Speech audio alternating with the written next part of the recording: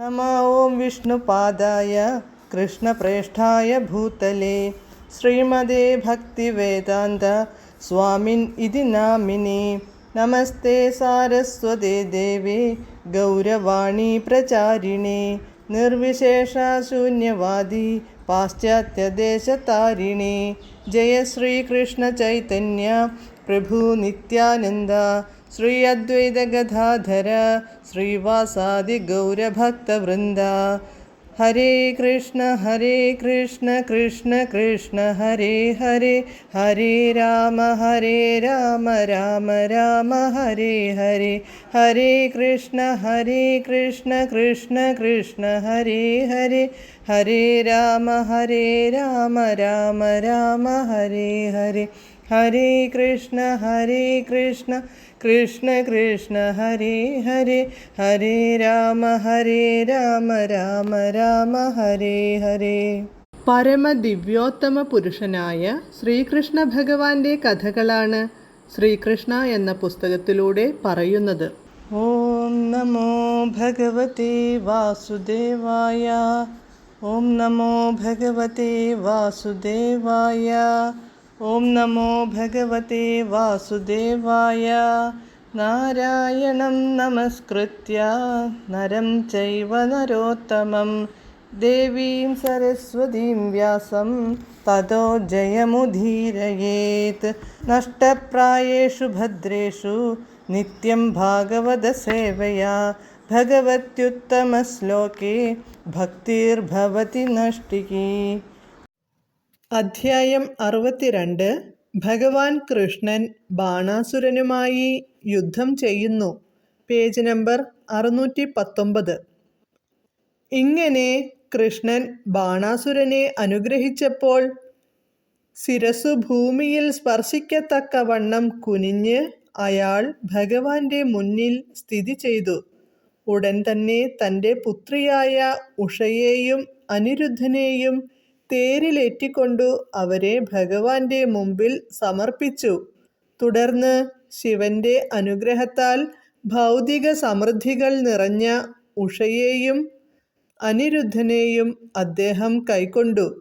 ഇങ്ങനെ ഒരു അക്ഷൗഹിണി സൈന്യത്തെ മുമ്പിൽ നിർത്തിക്കൊണ്ട് കൃഷ്ണൻ ദ്വാരകയിലേക്കു യാത്രയായി. ഇതിനിടയ്ക്ക് ഭഗവാൻ കൃഷ്ണൻ ഉഷയും അനിരുദ്ധനുമൊത്തു മടങ്ങി വരുന്ന വാർത്ത കേട്ട് നഗരത്തിൻ്റെ ഓരോ മുക്കും മൂലയും പോലും അതിസമൃദ്ധമായി കൊടിതോരണങ്ങൾ കൊണ്ടലങ്കരിച്ചു കഴിഞ്ഞിരുന്നു. പെരുവഴികളും നാൽക്കവലകളുമെല്ലാം ഭംഗിയായി അടിച്ചു വൃത്തിയാക്കി ചന്ദനം കലക്കിയ വെള്ളം തളിച്ചു. എവിടെയും ചന്ദനത്തിൻ്റെ സുഗന്ധം മാത്രം. നഗരവാസികൾ മുഴുവൻ ബന്ധുമിത്രാദികളോടൊപ്പം ആർഭാടപൂർവം അത്യുത്സാഹത്തോടെ കൃഷ്ണനെ വരവേറ്റു. ശംഖുമദ്ദളധ്വനികൾ ദിഗന്ധങ്ങൾ നടുങ്ങുമാറ് എങ്ങും മുഴങ്ങി.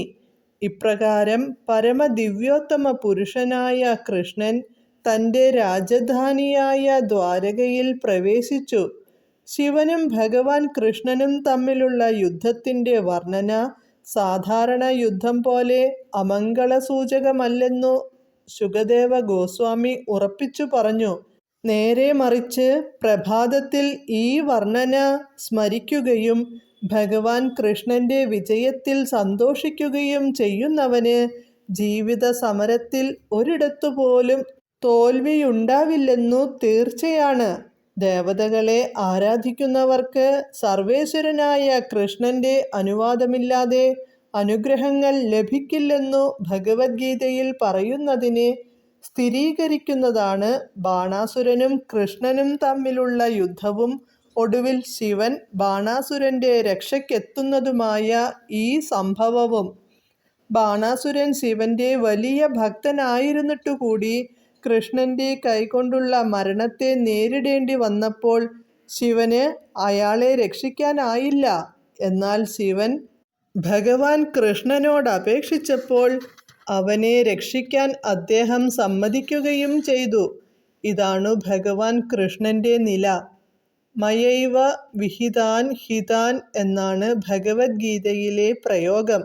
സർവേശ്വരന്റെ സമ്മതം കൂടാതെ ഒരു വരവും നൽകാൻ ദേവന്മാർ ശക്തരല്ലെന്നർത്ഥം. ഇപ്രകാരം കൃഷ്ണൻ എന്ന ഗ്രന്ഥത്തിലെ ഭഗവാൻ കൃഷ്ണൻ ബാണാസുരനുമായി യുദ്ധം ചെയ്യുന്നു എന്ന 62-ാം അധ്യായത്തിൻ്റെ ഭക്തിവേദാന്ത ഭാഷ്യം സമാപ്തം. ഹരേ കൃഷ്ണ.